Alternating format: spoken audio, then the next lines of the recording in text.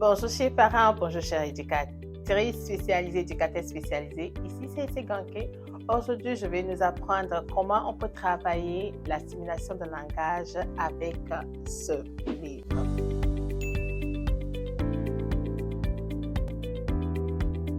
Alors, la première étape, il faut amener l'enfant à se familiariser avec le livre, peut-être en ouvrant juste les différentes pages.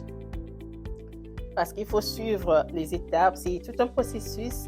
Donc, l'enfant tourne. Il faut s'assurer que l'enfant regarde. Prends le livre, on commence d'abord par nommer les choses. Ça, c'est la grenouille. Donc, c'est moi qui nomme en premier. Si l'enfant est capable de nommer après moi, il nomme. Mais dans un premier temps, on nomme et on laisse l'enfant regarder. Donc, dans ce même livre, je peux travailler les couleurs parce qu'ici, tout est jaune. Donc, après, je nomme, ici, c'est la banane, je nomme la banane. Si l'enfant n'arrive pas à prononcer pour la première fois, ce n'est pas grave, c'est aussi simple que ça. Donc, vous nommez, plus l'enfant écoute, c'est là l'enfant prendra le plaisir de nommer après vous. Chaque effort que l'enfant fait, il faut vous assurer de l'applaudir, de faire un tape 5, de dire bravo, de dire félicitations, tous les mots affirmatifs ou les mots d'affirmation que cet enfant aime.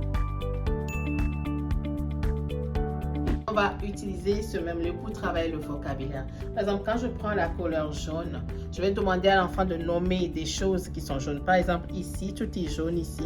Donc, au-delà de la couleur jaune, je vais demander à l'enfant, comme si l'enfant nomme la clé, je vais lui montrer la clé. Qu'est-ce qu'on fait avec la clé? La clé sert à ouvrir les portes, à ouvrir la voiture, à démarrer la voiture.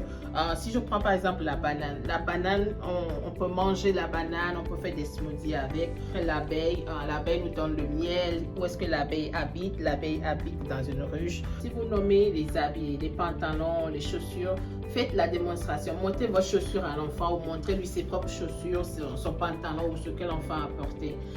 Ici, c'est la couleur rouge. Donc, je peux prendre l'exemple d'ici la radio. La radio nous donne la musique. La radio nous donne des informations.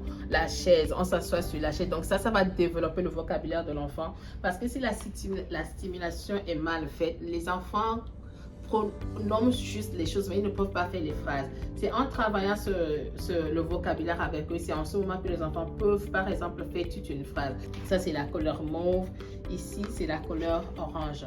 Ce livre donnera les couleurs de base à l'enfant, mais ça permettra à l'enfant aussi d'avoir un vocabulaire assez solide pour faire des petites phrases. Et les enfants qui sont non-verbales, comme je vous l'ai dit, ils peuvent savoir à quoi ça sert sans forcément le dire. Donc, quand tu dis « donne-moi une clé », l'enfant peut ramener la clé, montre-moi la banane, l'enfant peut montrer la banane ou ramener la banane. Donc, ce même exercice peut nous aider à travailler la concentration. C'est pour ça que j'avais dit au début, il faut que vous ayez l'attention de l'enfant. Plus l'enfant est concentré sur ce qu'il fait, ça va l'aider à ne pas être distrait. Assurez-vous de ne pas avoir votre téléphone à côté, qu'il n'y ait pas d'autres bruits à côté quand vous travaillez le langage avec les enfants.